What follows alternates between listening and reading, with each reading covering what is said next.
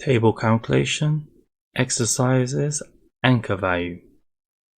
In this exercise, we are going to look at writing a table calculation that retrieves the first value within our table and then uses this as the anchor of which all the other values will be based on. This is a good way to obscure actual values and just use a sort of index. Note, you can see this with my COVID Google-19 mobility dashboard, where we do not see numbers, but we see a relative change between today and a point in time. So, enough talking, let's go into Tableau Desktop and let's get building. As always, let's start by loading in our data. So let's click on Microsoft Excel, Sample Superstore. And once Tableau's ready, let's bring in orders. Perfect. So now we have our worksheet. Let's build out our basic data visualization. Let's drag order date into columns, right click, and let's set this to week number. Actually, let's go for month. Look a bit nicer, I'm assuming. Let's take cells and drop this in. Now the key thing here is that you might not want to show the actual values. You might just want to show percentage growth. And we could do this. So we are going to build a nice calculation that will retrieve the starting value.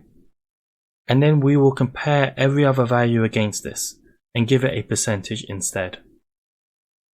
So let's create our calculated field. Let's call this anchor value. This is where it becomes interesting and fun. Let's say if first, this is a table calculation, is equal to 0, i.e. if this is the first point within our table, then sum of cells end. Quite strange, you'll say, but let's see what this looks like. Let's bring this in.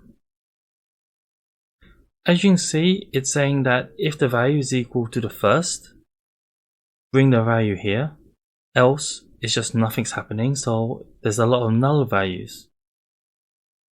Pretty good so far. What I want to do is make this value the same throughout. Therefore, I can divide the actual values by this anchor, and then we'll all be in a happy place. So what I'm going to do now is wrap this around. Window, max.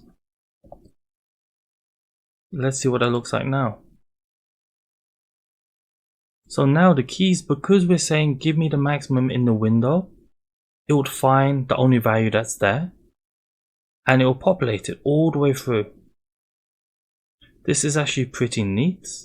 Let's change this now so we don't have individual points. So now that we have the first value available throughout all the other values, we can create a simple calculation. Create calculated field. All we're going to do now is we're going to call this percentage versus anchor. Percentage change versus anchor. Nice and simple.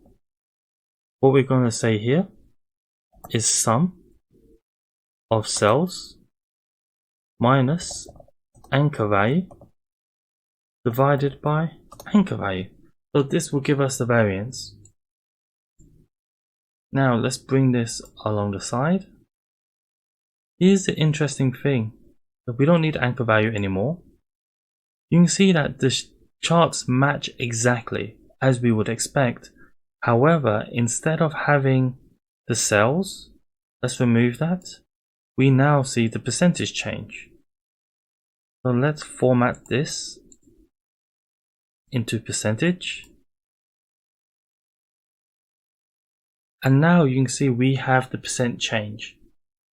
And this is actually how we report a lot, especially if we're dealing with numbers that are not allowed to be shared. We can say, as of this specific date, we have growth of 732%, comparing this anchor point with the following. If we want to have a little bit more fun, let's just duplicate this. Keep hand on control, drag across. Let's turn this to circle. Let's put the percentage change onto color. And now let's actually go green and red. Center point is 0. We only want 2 steps. And now let's dual axis. And again, this is just for fun at the moment.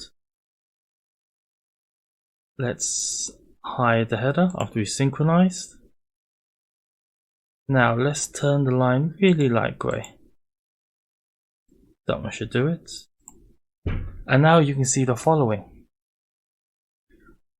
Compared to the first record, this is the amount of growth we have. Nice and easy. So I hope you enjoyed this. This was all about taking a value, the first value, and then comparing everything against it so we can actually obscure the actual numeric values and just have a percentage growth based on an anchor point. So, hope you enjoyed this. We combine several techniques, but do explore the index function, the first, the last. These are amazing functions that you can play around with and see what else you can do with this. Apply this to your own data, but above all else, have fun. Hope you enjoy the lesson.